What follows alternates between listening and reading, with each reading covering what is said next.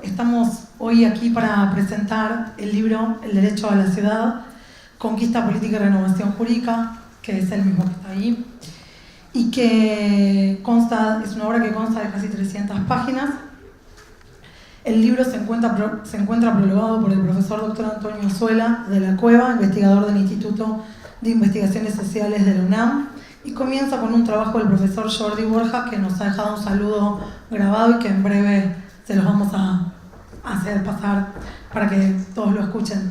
El título de su artículo es Ciudadanía y Derecho en una nueva era, y es parte del ensayo que presentó el año pasado cuando se realizó en Buenos Aires, acá en la Cava, un campus de pensadores del tema que eran parte de la campaña urbana promovida por ONU Habitat.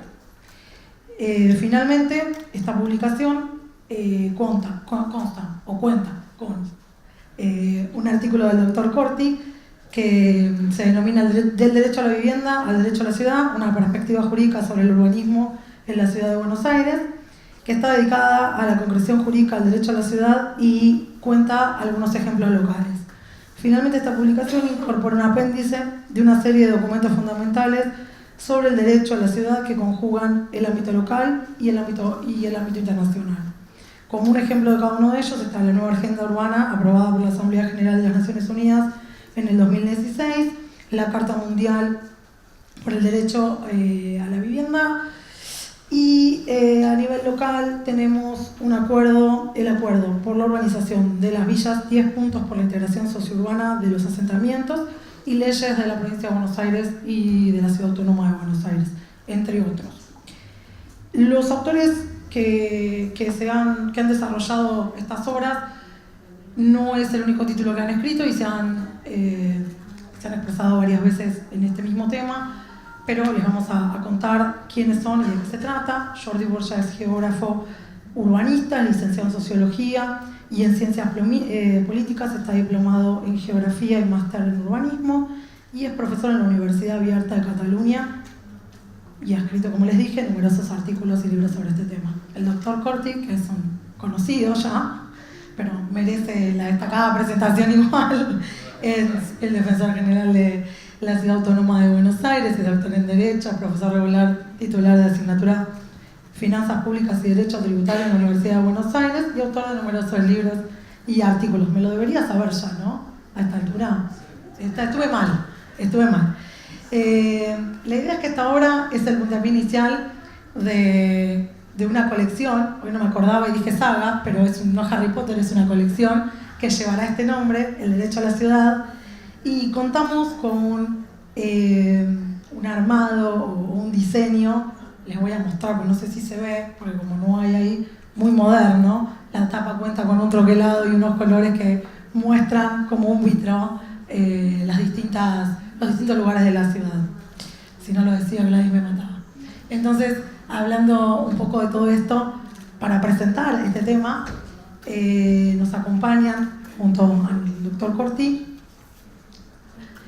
Gabriela Marlinski, es socióloga, es doctora en Ciencias Sociales por la Universidad de Buenos Aires es doctora en Ciencias Sociales por la Universidad de Buenos Aires y en Geografía por la Universidad de París, es investigadora del CONICET. Y María Cristina Gravino, a quien también le damos la bienvenida, es antropóloga y doctora en Antropología por la Universidad de Buenos Aires, magíster en Administración Pública por la Universidad de Buenos Aires, investigadora del CONICET, directora de la maestría en Estudios Urbanos en la Universidad Nacional de General Sarmiento y secretaria académica del postdoctorado de la Facultad de Filosofía y Letras de la UBA. El panel fue una idea del doctor Corti, que estuviera compuesto por gente que no tuviera que ver con el derecho. Así que estaríamos nosotros medio fuera del lugar. Pero ahora las vamos a dejar a ellas que hablen de esto. Lo único que yo les iba a contar, más allá de la presentación del libro, que para nosotros es, para la editorial y para el Consejo, una alegría enorme que haya llegado a tiempo a estar listo y sea parte de la presentación de esta feria y componga la nómina de presentaciones y de títulos que tiene la editorial, tiene que ver con que tanto desde el Consejo como desde Juzgaires entendemos al derecho a la ciudad como un derecho fundamental Y esta fue la razón por la cual el stand de Juzgaires lleva este nombre. Este año el eslogan, el nombre, el título del stand es el derecho a la ciudad. La idea es instalar y difundir este tema en este contexto. La verdad que abogamos por abandonar aquella mirada que viene desde largo tiempo atrás, en donde vivir en la ciudad es un derecho de pocos y donde la ciudad está para quien se lo merece. Y esto no es así. Entendemos que existen diferencias estructurales que se basan en un diseño urbano o en un no diseño urbano que se fue armando a través de las necesidades de las personas que llegaban a la ciudad y que por suerte o por desgracia habitaban o se asentaban en lugares tales en los que, insisto, por la suerte, por la desgracia, encontraban que en este lugar existía un estándar de vida medio o alto que estaba garantizado y en este otro no. Este otro no se profundizaba con otras muchas desigualdades sociales que acompañaban o acompasaban esta situación. Del reconocimiento de la existencia de estas diferencias estructurales, la demanda de la justicia, del acceso a la justicia, de los pronunciamientos judiciales y de la aplicación de estándares legales, el reconocimiento de que las diferencias territoriales son una forma más de discriminación y la gente o los grupos que se asientan en estos lugares suelen ser un grupo sistemáticamente discriminado. Entonces, las decisiones que deben tomarse de política pública y las decisiones judiciales deben acompasar esta situación estructural de vulnerabilidad que conllevan. Una más a todas las que ya conocemos. El reconocimiento de este derecho como fundamental debe venir acompañado no solo de que todos puedan gozar de los derechos que en la ciudad hay o que la ciudad tiene reconocido, de las cuestiones que la ciudad tiene como concepto, no como urbe solamente, tiene para sus habitantes, sino desde la posibilidad, como le voy a robar a Harvey, de cambiarla o transformarla radicalmente en otra cosa. Creo que la justicia, y es por esto que sostuvimos este tema para esta entrega nuestra de la Feria del Libro, la justicia debe apuntar y apunta en muchos casos al reconocimiento de esta desigualdad estructural, para que a través de instar en sus pronunciamientos que se lleven adelante acciones afirmativas del resto de los estados, logre desestabilizar o volcar la balanza en favor del derecho a la ciudad. Saludos desde Barcelona. Mi deseo era estar con ustedes, con Horacio, con Pablo, con todos los amigos y amigas del Ministerio Público de Defensa de la ciudad, del Poder Judicial de la Ciudad de Buenos Aires. La tentación era fuerte por ustedes, por el libro, por las personas queridas que viven en Buenos Aires, por esta ciudad que fue ciudad imaginada cuando apenas de los 8 o 10 años escuchaba a Carlos Gardel cantando Mi Buenos Aires querido, Hugo del Carril, o Irusta y Fugasot, muy conocidos en Barcelona, primero en los años 30 y después volvieron en los años 50. Un año después escuché más tangos, me impactaron los golpes de Estado y las consiguientes dictaduras militares reaccionarias de 1955 y 1966. Empecé a leer libros de Argentina, sobre Argentina, de Cook, de Palacios, de Silvio Federici y de otros. Más tarde, en octubre de 73, pude conocer esta ciudad esplendorosa por su historia y sus gentes, por su movilización social y su actividad cultural, una ciudad de libros y de músicas. Leí muchos más libros, como Rodolfo Walsh, Julio Cortázar, Borges y Bioy Casares, Marechal, Roberto Al, descubrí Goyeneche y Piazzolla. Me esforcé a entender este país y su historia, los trabajadores y sus combates, lo cual no es simple. A la muerte de Perón en el 74, escribí una serie de 5 títulos en la prensa española sobre el fenómeno peronista y su relación con las clases populares, con intención que fuera explicativo. 10 años más tarde escribí un extenso artículo sobre el tango y los barrios de la ciudad que se publicó en la revista La Letra Internacional en varias lenguas, castellano, francés, inglés, alemán, italiano, checo, etc. Y también en Argentina. Aquí fue el Claxo, la revista de entonces de David y Goliat. Viví en esta ciudad vital en todos sus poros, conocí sus periodos trágicos y su capacidad de liberarse y expansionarse. Los años de masacre y los desaparecidos me angustiaron y luego en el 83 regresé a Buenos Aires y desde entonces he viajado prácticamente cada año por lo menos una y a veces dos o más veces. Poco después a mi amor a la ciudad se añadió enamoramiento por una hermosa porteña, revolucionaria, exiliada de aquellos años infames. Un amor que vivimos una década tan pasional como el tango, y como el tango tuvo muchos momentos juntos, intensamente felices y otros tristes cuando estuvimos separados. Fui siempre fiel a la ciudad. A lo largo de más de 40 años, mis patrias son las ciudades vinculadas a la infancia y a la juventud. Barcelona, París, Buenos Aires son para mí las ciudades mágicas para aquellos que vivieron el amor y la gente en la calle, ejerciendo sus derechos y luchando periódicamente para reconquistar las libertades y la justicia. Ahora, el amigo y colega Horacio Corti me ha ofrecido la posibilidad y el privilegio de participar en el libro suyo, muy de Buenos Aires, y un libro de los derechos de la ciudadanía. He intentado sintetizar los combates históricos de las clases populares y los derechos para su reproducción social, desde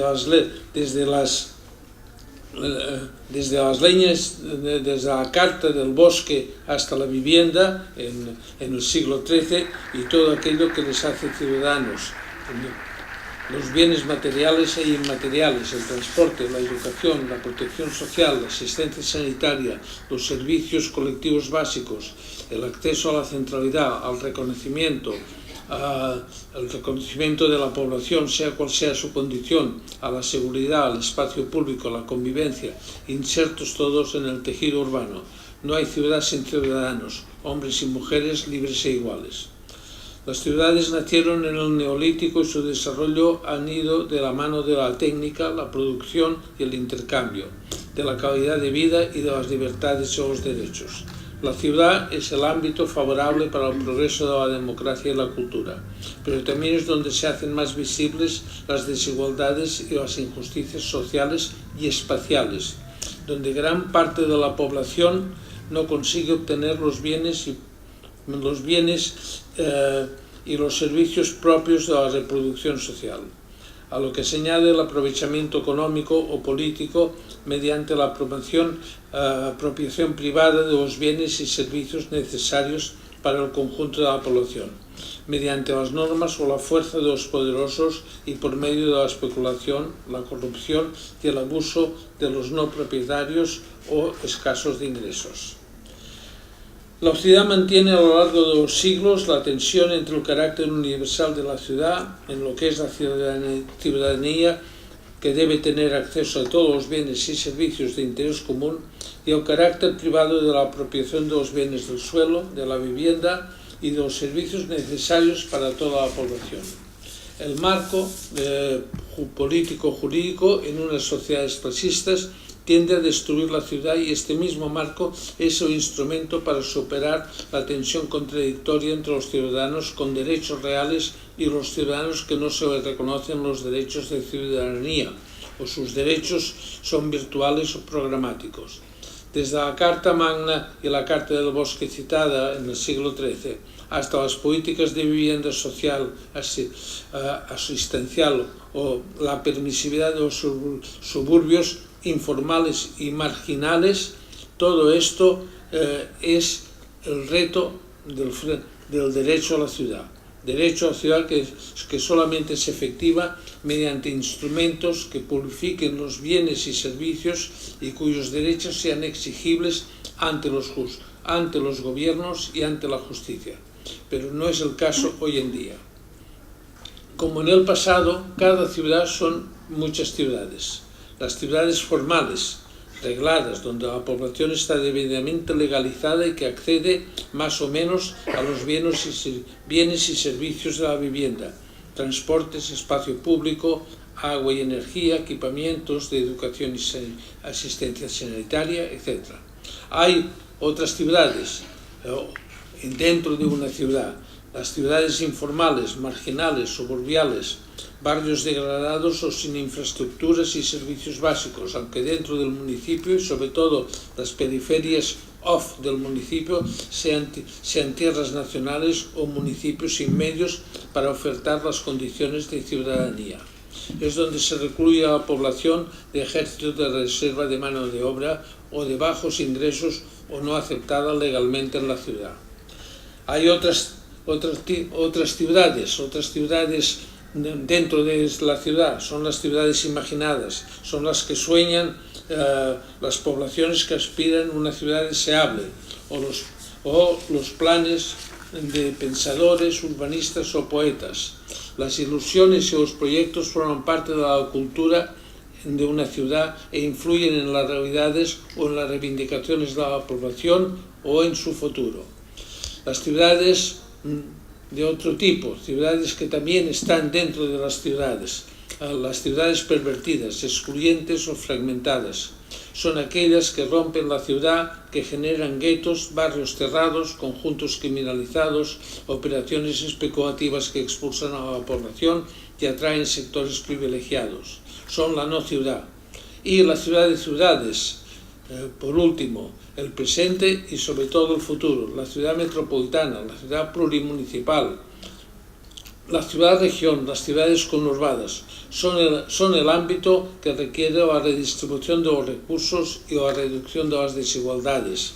También para reequilibrar las centralidades y las movilidades, la sostenibilidad ambiental y las infraestructuras y actividades. La ciudad de ciudades es la respuesta a las dinámicas que ponen en cuestión la supervivencia de las ciudades. ¿Podrán sobrevivir las ciudades?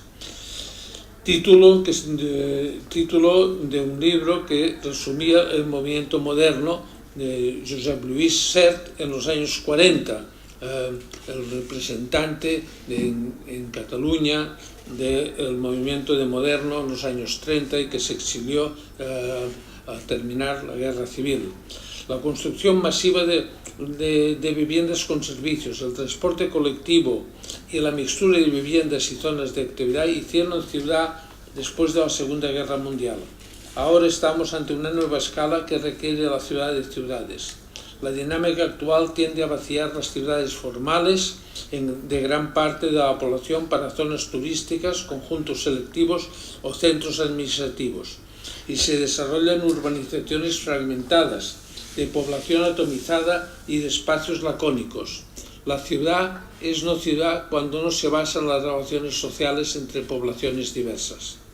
La ciudad de ciudades es el ámbito en que se puede desarrollar el derecho a la ciudad, para lo cual debe confrontarse con los estados, pues se requieren transferencias de competencias y de recursos financieros y establecer relaciones contractuales más que jerárquicas respecto con el Estado. Solamente las ciudades de ciudades y los objetivos compartidos entre los gobiernos locales y la ciudad organizada puede confrontarse con los estados y el sistema financiero globalizado.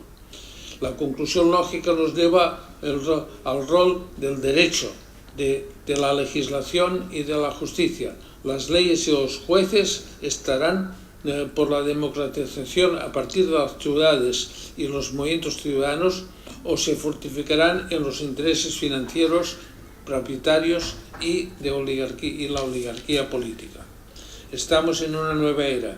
Empezó casi un medio siglo en los años 70-80 del siglo pasado. Se entró en el sistema financiero global que se han puesto a la casi totalidad de los estados, que a su vez estos viven de los grupos económicos y ejercen control de la población. Los ciudadanos pierden cada vez más la ciudadanía, los derechos de ser libres e iguales. El derecho a la ciudad y las ciudades de ciudades nos pueden devolver la ciudadanía y, en consecuencia, la democracia republicana. Muchas gracias. Bueno, buenas tardes. Muchas gracias como siempre a todos por acompañarnos en esta actividad. Yo voy a hablar muy brevemente para que puedan expresarse las colegas, para poder contar brevemente cómo se fue gestando este libro y cuáles son las razones a su vez que nos han llevado a editar un libro sobre el derecho a la ciudad, que no es como dice Jordi Borja, ¿no? En realidad lo central del libro es su trabajo, luego yo añadí alguna reflexión más jurídica y algunos documentos que consideramos esenciales o básicos y que parecía interesante que estuvieran todos recopilados en una sola única publicación. Dos o tres vías a través de las cuales llegamos a esta cuestión. En primer lugar, en el ámbito de la defensa, fuimos participando en varios eventos preparatorios de Hábitat 3, que es una conferencia internacional que realiza las Naciones Unidas cada determinado número de años sobre la problemática urbana. En la anterior reunión había sido clave el reconocimiento y la importancia del derecho a la vivienda. Y en estas discusiones previas y luego en Hábitat 3, uno de los ejes de la discusión fue el reconocimiento o no del derecho a la ciudad. Algo que fuimos viendo en estas etapas preparatorias y que luego también se concretó en el documento final surgido de Hábitat 3, que es llamado la nueva agenda urbana, que está aquí como apéndice, es el poco grado de concreción jurídica que tenían los documentos generados en el ámbito de las Naciones Unidas, y eso se ve también en la nueva agenda urbana. En realidad son textos muy genéricos, desde nuestra óptica tenía poca concreción jurídica. Desde la óptica, por ejemplo, cuando en Quito en el 2016 se realizó el Hábitat 3, paralelamente en Flaxo se realizó un Hábitat 3 alternativo, digamos de los grupos más escépticos ante esta conferencia, justamente donde estaba Borja y organizado por Fernando Carrión. Allá tampoco se destacaba en realidad lo jurídico. Como uno de los ejes era, bueno, se habla por ejemplo mucho de la desigualdad en estos documentos, pero no hay ninguna mención a cuáles son los procesos históricos y políticos que llevan a ese estado de desigualdad, lo cual convierte a estos textos en algo bastante vaporoso, porque se generan expectativas y luego promesas, pero no hay ninguna explicitación de los procesos, las razones y las causas que llevan a la situación de desigualdad existente. Eso creo que es obvio también. Igualmente desde nosotros como institución jurídica y difusora y defensora de derechos poníamos el énfasis en esta dimensión jurídica. Y de ahí que considerábamos interesante intervenir para poner de manifiesto que todo este pensamiento político podría y debiera concretarse en un derecho operativo como cualquier otro derecho fundamental que pueda ser utilizado por los ciudadanos para reclamarle a los gobiernos, a las administraciones y eventualmente al Poder Judicial. Claro, la segunda ausencia que notábamos es como el lenguaje de los derechos era casi inexistente, también era inexistente la dimensión del acceso a la justicia. Y entonces ahí notamos algo muy interesante, es que si bien hay pluralidad de actores en estos foros de las Naciones Unidas, y entonces hay universitarios, académicos, además de los propios estados, que son los representantes oficiales, claro, había también una ausencia notoria, y era que el eje pasaba por las ciudades, pero no había representantes de las ciudades, lo cual era un poco extraño. No había ninguna institución en general, una reunión universal de los poderes judiciales, es decir, no había jueces, no había referentes de la administración de justicia, no había fiscales, no había defensores, había muy pocas instituciones o algunos funcionarios judiciales en particular. Y entonces nosotros consideramos interesante presentarnos con otras organizaciones de Latinoamérica, incluida la CEPAL, y presentamos un documento sobre una serie de principios sobre la justicia social urbana. y referidos al acceso a la justicia. Es decir, si tenemos este derecho a la ciudad, que es un derecho que se va a concretar, ¿cuáles tienen que ser, de acuerdo a nuestra experiencia judicial ya de varias décadas, cuáles tienen que ser los principios para regir el acceso a la justicia? Y lo tratamos de sintetizar en un documento muy sencillo para discutir y que lo llevamos a ambos foros, al del Hábitat 3 y al alternativo. Luego del 2016, claro, ONU Hábitat fue realizando diferentes foros para debatir esta agenda urbana que se había generado. Nosotros también teníamos el interés con otras organizaciones de discutir esas cuestiones y con la problemática propia de la ciudad de Buenos Aires, y el año pasado organizamos en el marco de ONU Hábitat como mencionó Vanessa Ferrazuolo, unas jornadas con un formato de ONU para discutir todas estas cuestiones. Nos pareció de forma simbólica e importante que alguien justamente crítico de la visión oficial de las Naciones Unidas hiciera la inauguración de ese evento, y entonces lo invitamos a Jordi Borja, que aceptó. En realidad le dijimos, mire, la idea es bastante peculiar, porque sería hacer esta cuestión y también de forma simbólica hacer la conferencia inaugural en la Villa 2124. Y lo hicimos en la Casa de la Cultura, que está, como ustedes saben, ahí en la Villa 24, y él dio su conferencia y creo que fue un evento para nosotros interesante, y después lo seguimos en el Bauen, donde con muchos otros colegas seguimos la discusión. A raíz de ese foro, Borja preparó un trabajo y dijo, bueno, si lo reelaboramos podemos hacer un libro sobre esta cuestión, y bueno, finalmente, gracias a la editorial y como siempre al empeño de su directora Alejandra García, tenemos hoy aquí este libro sobre el derecho a la ciudad, que a su vez tenemos la expectativa de ser el inicio de una colección de libros, dado que también otro proyecto que estamos llevando a cabo es una investigación colaborativa internacional sobre el derecho a la ciudad, que ya tenemos una gran producción intelectual y que eso puede ser la base para generar una nueva colección. Eso, digamos, lo más institucional. Después, en segundo lugar, creo que hay algo que tiene que ver con la propia experiencia del Poder Judicial de la ciudad, que tiene una característica que es muy obvia y no siempre advertida, y es que somos un Poder Judicial puramente urbano. A diferencia de los poderes judiciales de las provincias, tienen problemas que se refieren a lo urbano, pero que se refieren a toda una problemática provincial, donde en general el territorio es más lo rural que lo urbano. Nosotros solo tenemos un espacio urbano y todos los problemas jurídicos en general están matizados y teñidos por la problemática urbana. Y en esa, si uno ve los temas centrales de discusión, es cierto que hay cuestiones genéricas más abstractas, no sé, la validez de un acto administrativo, que es lo mismo que estemos en una ciudad o en el ámbito federal.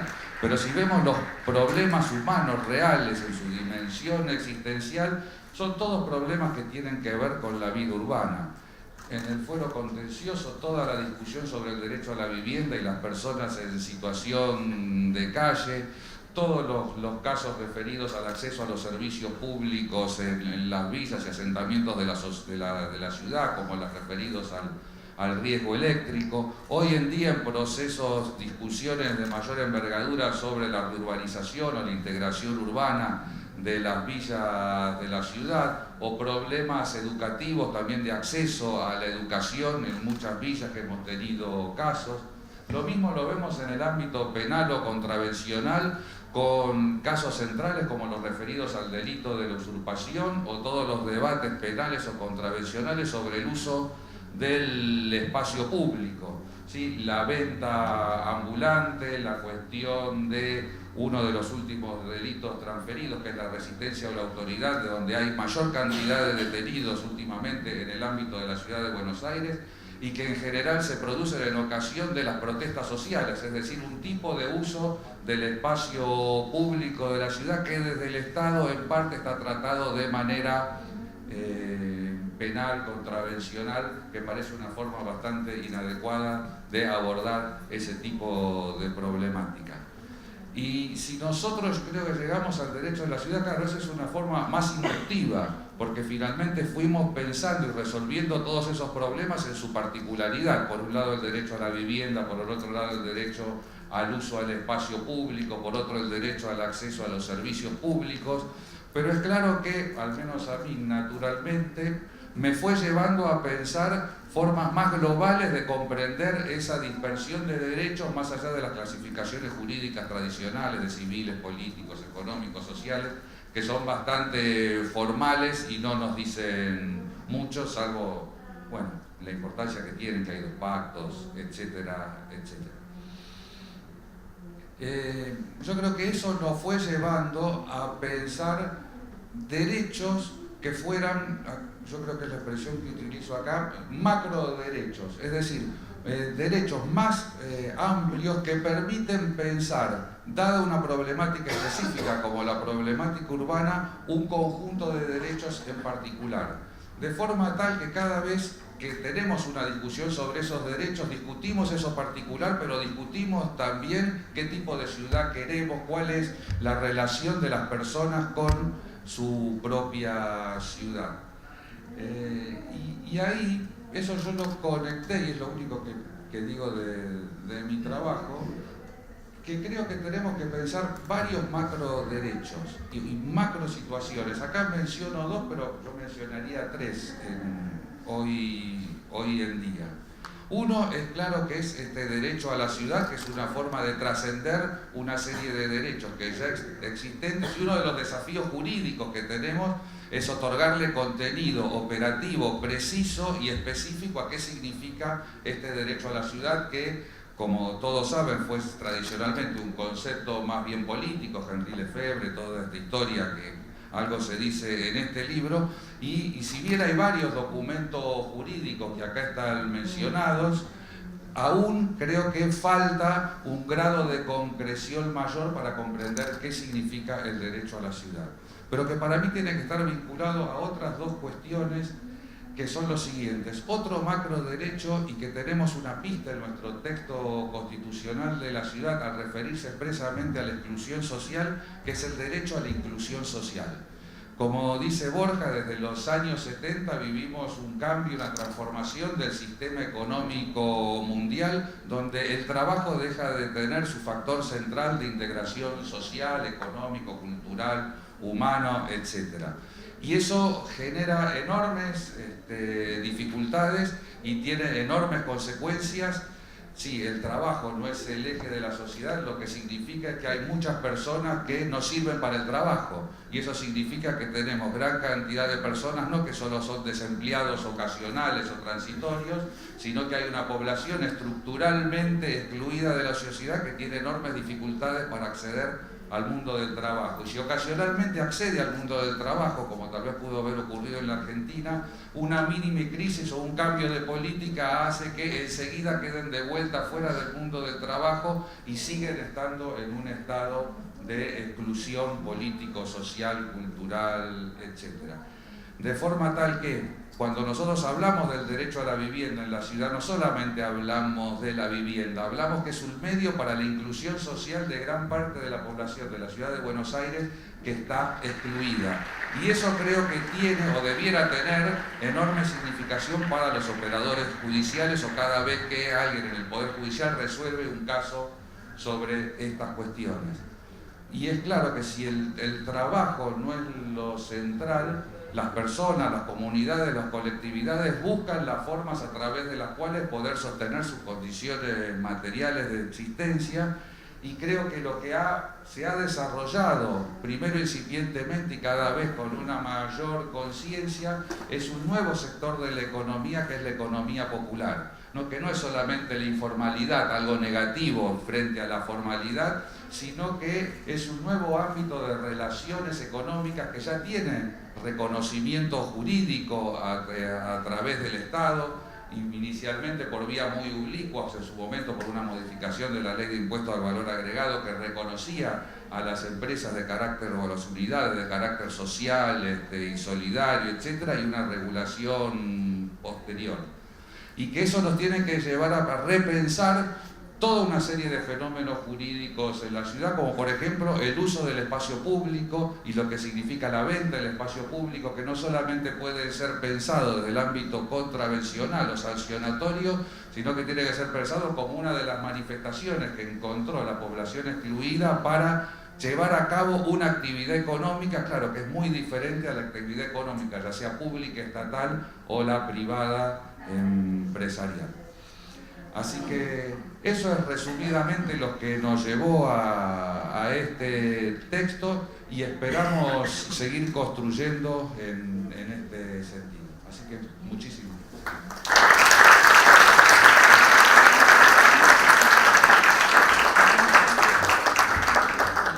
Bueno, muchísimas gracias por la invitación. Es un placer siempre cuando desde las ciencias sociales nos comunicamos con los juristas y viceversa, ¿no? Con Cristina tenemos una experiencia, un pequeño camino recorrido en eso. Es una ardua tarea, pero bien que vale la pena. Y bueno, y como solemos decir siempre, la aparición de un libro es un motivo de celebración. Lo primero que quiero destacar es que el Poder Judicial de la Ciudad Autónoma de Buenos Aires, como sabemos, es un Poder Judicial muy joven, tiene pocos años, la edad que tiene la Constitución de la ciudad. Y lo que vengo viendo con muchísimo interés y entusiasmo es que desde los inicios ya hay un interés por llevar adelante líneas de investigación, ¿no? Porque hay una serie, que es esta serie, dentro de la cual está este libro del Poder Judicial, que plantea preguntas muy interesantes respecto de los derechos y su exigibilidad. Y bueno, y hoy me entero que sobre el derecho a la ciudad estamos frente a una nueva colección, así que otro tema para celebrar, para los que nos interesan estos temas. Y bueno, y ya entrando directamente en el contenido del libro, que se llama Derecho a la Ciudad, Conquista Política y Renovación Jurídica, me parece que esta resultante del diálogo entre Horacio y Jordi le da un dinamismo muy interesante al libro, en el sentido de que estamos muy acostumbrados a escuchar hablar de esto del derecho a la ciudad, es algo que jamás pondríamos en duda, todos estamos a favor de este derecho, pero sin embargo, como decía recién Horacio, todavía tenemos muchos problemas para ponerle contenido. A veces hay como un exceso propositivo, debería abarcar, y se le agrega y entonces ahí pierde fuerza. A veces hay una reducción en términos de profundidad, como que se asocia demasiado a la vivienda y pierde otros aspectos. Y sobre todo lo que siempre nos falta o no hacemos suficientemente es analizar el proceso histórico completo, ¿no? De cómo el derecho a la ciudad surge como una reivindicación de las clases obreras de los sectores populares urbanos y cómo ese es un proceso de avances y retrocesos que tiene a su vez mucho que ver con la lucha de clases, ¿no? En ese sentido, el texto de Jordi Borja es sumamente interesante porque hace un recorrido histórico sobre esta concepción de derecho a la ciudad y ciudadanía. Piensen que en la Edad Media la idea misma de ciudadanía era la de las ciudades, vivir en las ciudades, y lo que pasa en el siglo XIX y XX es que eso se va progresivamente separando y tenemos unas declaraciones de derechos humanos que son muy abstractas, pero que ya no contienen el derecho a la ciudad entre sus elementos clave. Entonces, bueno, Jordi Borja reposiciona esta discusión en términos históricos, abreva mucho en algo que los sociólogos conocemos mucho, que es Henri Lefebvre y su obra cumbre, que es el derecho a la ciudad, toda la escuela de sociología urbana que le llamamos francesa, pero que en realidad es francesa e inglesa, el trabajo de Manuel Castells, el propio David Harvey, Christian Topalov, que ponen en el centro la discusión sobre las luchas de clases tal como se da en la ciudad. En la ciudad la disputa por el acceso a los bienes y servicios es también parte de la lucha de clases. La gran definición de estos autores de la sociología urbana es que en realidad en la ciudad los movimientos que se organizan no solo luchan por acceder al trabajo, por los derechos laborales, sino lo que ellos llaman, y es como una definición parteaguas, los bienes de consumo colectivo, ¿no? La vivienda, la salud, el transporte, los servicios, no deberían ser la resultante de un proceso individual de acceso a la propiedad, sino que deberían ser garantizados por el Estado.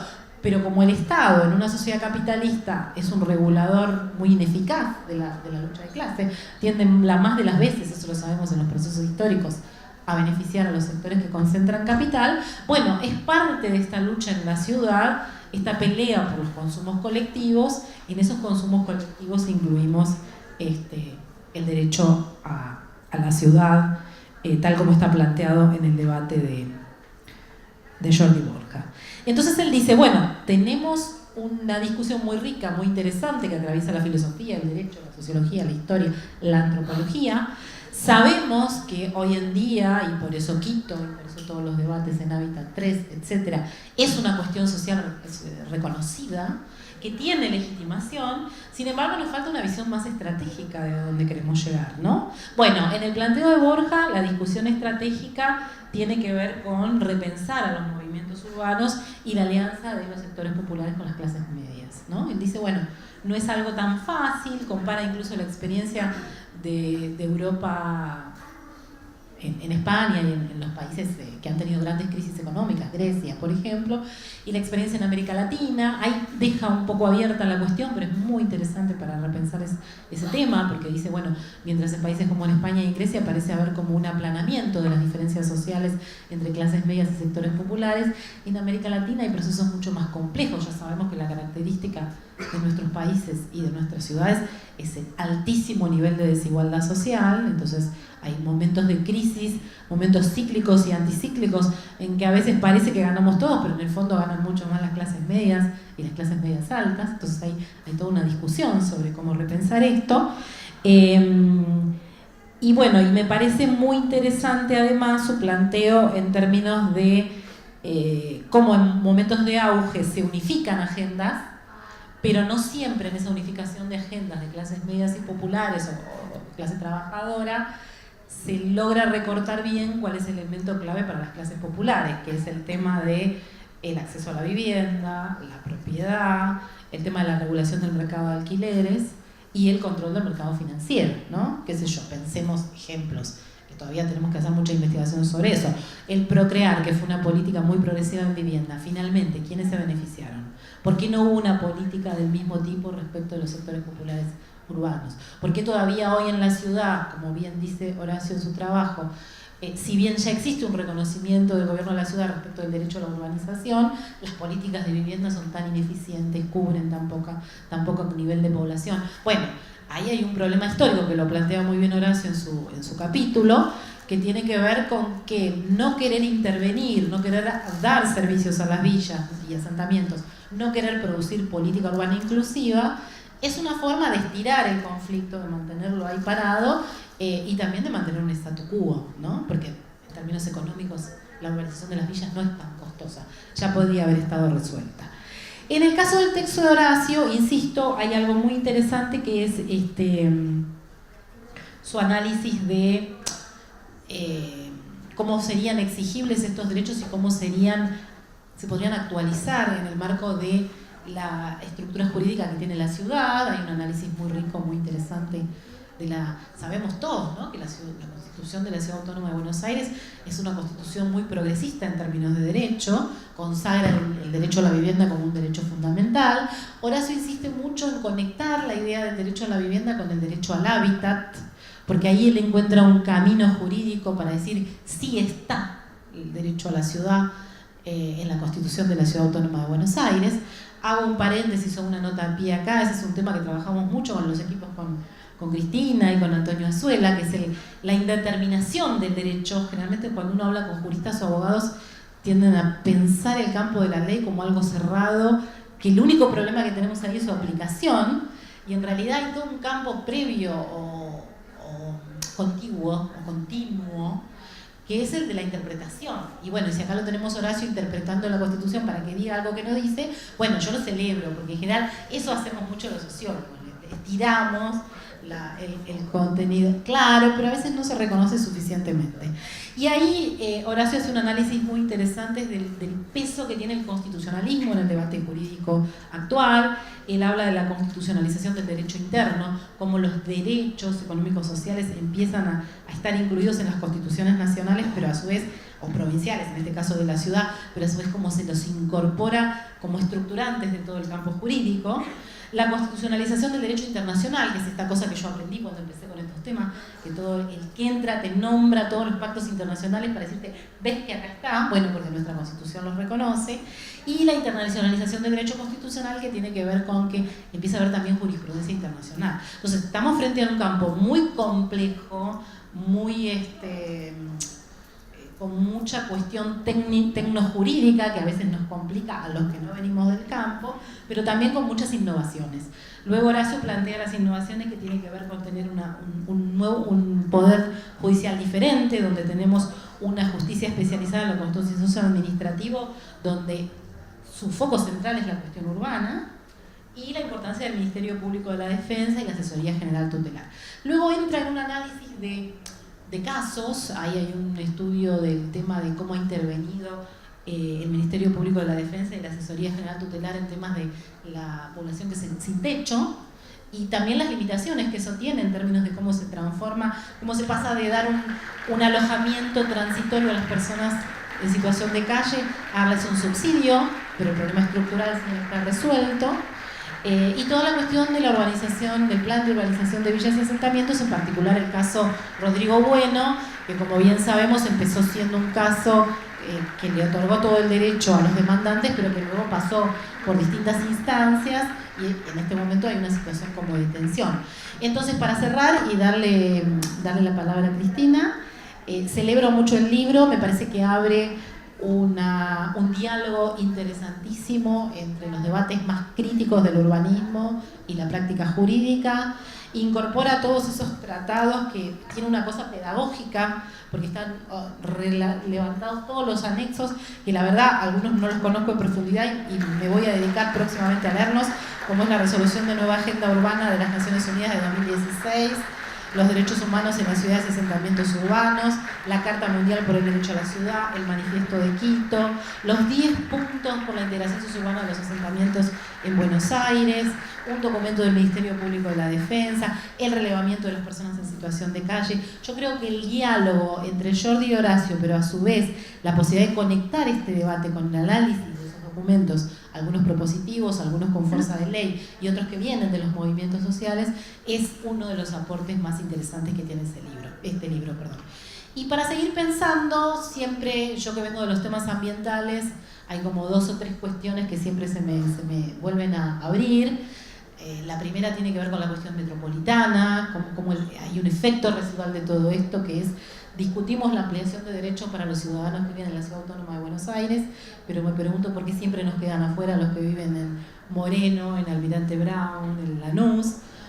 Un amigo y colega muy querido que ha trabajado en muchas áreas de gobierno en el conurbano, que viene también de la sociología urbana, siempre dice: ¿por qué cuando hablamos de Buenos Aires decimos la ciudad, pero no decimos de eso ni de Moreno, ni de Almirante Brown? Bueno, ahí tenemos un déficit en materia ciudadana. La otra cuestión es cómo se conecta esto con otras acciones afirmativas de otros movimientos que reclaman por los planes de contingencia en inundaciones, por acceso al espacio público, por el código urbanístico. O sea, hay otras partes de la justicia o de los debates sobre la justicia que se mueven por otros campos.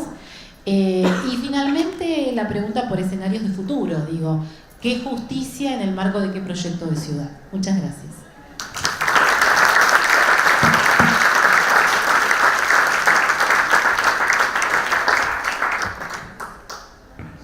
Buenas tardes, también muchísimas gracias por la invitación y con mucho placer y curiosidad cuando me consultaron por el libro.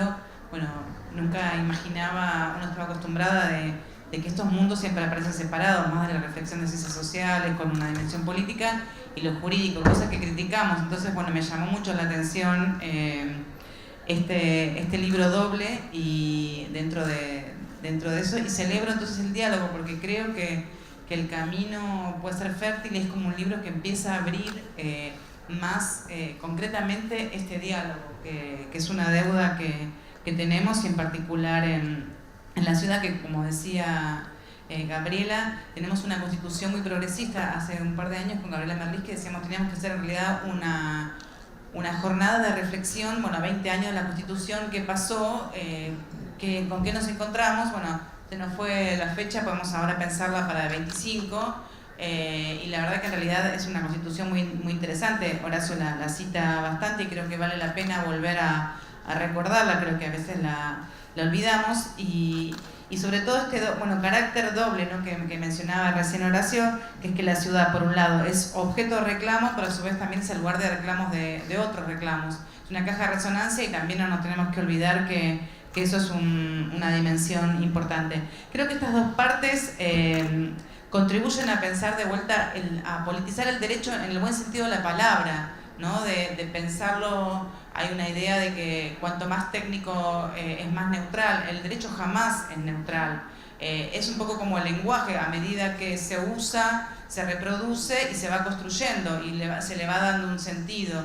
Entonces me parece que es volver a dimensionar el derecho como una cuestión política que se construye históricamente. Creo que ambos capítulos, como decía Gabriela, van en ese sentido, y ser conscientes que el derecho es una construcción social y nosotros lo construimos como ciudadanos, como sujetos, y no dejarlos a otros que lo hagan, que lo interpreten, sino también ser parte de esto. Creo que entonces el diálogo entre ambos es muy fructífero, y un caso particular en el texto que me quedé pensando con la gente en situación de calle, Jordi plantea mucho, porque además es alguien que siempre está pensando y repensando y nunca queda satisfecho de cómo lo pensó el derecho a la ciudad, muestra la importancia de los movimientos sociales en esta construcción de los derechos, porque además justo son 50 años, hablando de fechas conmemorativas, 50 años del derecho a la ciudad de Lefebvre.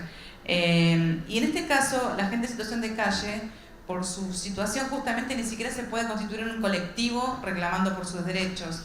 Y bueno, ahí la importancia de la justicia, que es que en realidad lo construye como cuestión social, ¿no? Y es la que obliga a que el Estado lo tome como un tema, porque si no, por su propia debilidad como sujetos, ni siquiera pueden ejercer la ciudadanía, porque a veces incluso donde viven, en la calle, en ningún lugar en particular, me pareció central. Y el otro punto también, que ahora queda más en la agenda, pero que siempre fueron los relegados de la ciudad, es la gente que vive en villas, que además, si uno se pone a discutir, a veces son los que no tienen derecho. Cuando fue el indoamericano se hablaba de ocupas y vecinos, ¿no? Como aquellos que no tienen una vivienda, porque luchaban por la vivienda, ni siquiera son vecinos, no son ciudadanos, ¿no? Entonces, también cómo pensar nuestras propias categorías de análisis, ¿no? Y también, bueno, quiénes tienen derecho o no. En algunos fallos judiciales, yo recuerdo sobre el indoamericano, que hizo los dirigentes que en realidad participaron en resolver el conflicto, fueron judicializados, y al final la jueza mostraba la preocupación por criminalizar a alguien que había en realidad ayudado, a quienes habían ayudado a resolver el conflicto, pero terminaba diciendo que no hay nada que justifique una ocupación de suelo, ¿no? Para que quede resguardado el derecho a la propiedad. Entonces, cómo los fallos también reproducen una cuestión de una sacralización de la propiedad, porque estamos hablando a veces de espacios ocupados, y entonces, bueno, cómo la justicia interviene en construir nuestras formas de pensar también los problemas, ¿no? O sea, con lo cual, aunque no quisiera, tiene una dimensión política profunda. Y ahí me pregunto entonces, charlando con Joaquín Benítez, un becario que hoy tenía que haber defendido su tesis de maestría, no lo pudo defender porque de NOR se le ocurrió cortar la luz hoy, discutíamos a veces por qué en la Ciudad de Buenos Aires también a veces nos utilizaba tanto políticamente el derecho a la ciudad, y tiene que ver con esta cuestión más sectorial, donde si bien hay situación de clases sociales y demás, aparece unas demandas todavía muy sectorializadas, las villas, los ocupantes, los manteros, y todavía falta una discusión profunda. No hay ningún espacio donde discutir, digamos, qué ciudad queremos, quién decide la ciudad. Y es una de las dimensiones que aparece como el derecho a tener derechos, que es discutir en algún lugar qué ciudad queremos. Esto no aparece, es una de las cosas que tenemos que también acá al revés, esa discusión plantearla en el ámbito político. La sacamos del ámbito político. ¿Quién decide la ciudad? De hecho, el Estatuto de la Ciudad, que es uno de los antecedentes que se menciona, es uno de los ejes centrales es la gestión democrática de las ciudades, o sea, la importancia de decidir colectivamente qué ciudad queremos. Si esto se ejercitara, sin duda iríamos un camino a una ciudad mucho más igualitaria, porque lo que se cuestiona acá es que hay un acceso desigual a la ciudad, ¿no? Y acá también la justicia tiene muchos antecedentes en pensar la vivienda como un objeto, como un servicio más del Estado, y en realidad la vivienda no se puede descontextualizar de qué localización, en qué entorno, acceso a qué servicios tiene cerca, qué proximidad, con lo cual en realidad aparece, creo que la discusión de quién decide la ciudad es la discusión que tenemos que volver a plantear en un diálogo entre lo político, las ciencias sociales y lo jurídico. Eso es una deuda que tenemos, y estoy pensando en situaciones recientes de la Ciudad de Buenos Aires, como muy recientemente quién decidió incinerar los residuos. Esto merece un debate de muy largo plazo, muy complejo, nos involucra a todos. Las consecuencias pueden ser para todos, para además los grupos sociales de los recicladores. Si realmente tenemos un Estado que no controla estas plantas, pueden ser contaminantes o no podemos no discutirla colectivamente. Lo mismo el código urbano, que es el futuro de la ciudad de acá a 200 años. Si vamos a regular el mercado, no vamos a regular el mercado. En este contexto estamos viendo la situación de los servicios públicos, que algunos no tienen acceso porque no pueden pagar las tarifas. Bueno, entonces, ¿los servicios son un derecho o son una mercancía que solamente la puede tener que la pague? Nos vuelven a replantear si realmente estamos discutiendo una ciudad con igual derecho para todos, que es el acceso a los servicios. Pareciera que se desdibujó esa discusión, ¿no?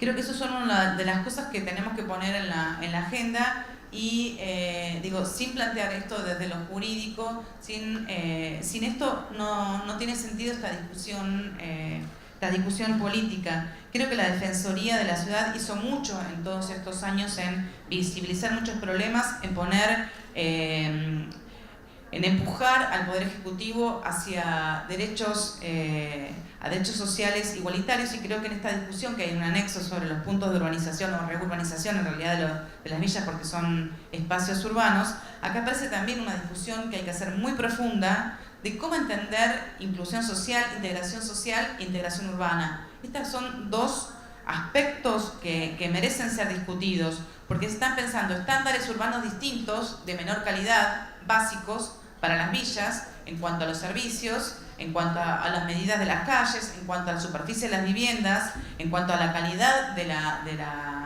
la ciudad, y lo mismo en realidad del acceso a la inclusión social, que en este caso, por ejemplo, como la integralidad de los derechos, de las brechas más fuertes de las villas de la ciudad es el acceso a la educación, ¿no? Como planteaba bien Horacio, que es uno de los temas que tomó la Defensoría. Si uno ve las estadísticas de las villas y respecto al resto de la ciudad, muestra uno de los índices mayores de desigualdad, que es que en las villas de la ciudad el 75% de los jóvenes no terminan la secundaria, a la inversa que el resto de la ciudad, donde es el 25%. Entonces, si no tenemos ningún tipo de política respecto de esto, no estamos hablando por más que digamos inclusión social, no estamos haciendo ningún mecanismo de inclusión social.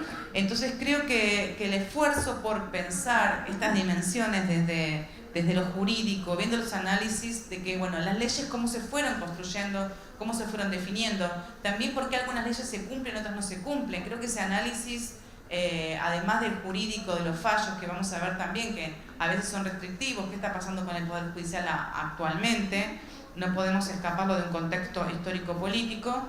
¿Qué pasó con las leyes? Que porque algunas se cumplen, otras no se cumplen, es uno de los elementos también que hay que pensar, y cuánto el Poder Judicial intentó empujar respecto de su cumplimiento, ¿no? Y si no tomamos ese análisis de que estuvo pasando, que es un poco lo que se plantea en parte en el texto de Horacio, como inicialmente viendo cuáles son estos hitos legislativos y judiciales, no podemos pensarnos a nosotros como sociedad y pensar en este proceso de democratización de las ciudades, que es uno de los horizontes que deberíamos plantear, y en el cual, sin este diálogo entre las ciencias sociales y su análisis de la dimensión política y los actores y el Poder Judicial, creo que no tiene ninguna fertilidad lo que discutamos en ámbitos en ámbitos separados, y aparece toda una discusión respecto a los instrumentos que en Quito, en un encuentro que tuvimos con Horacio, que era interesante, sobre incluso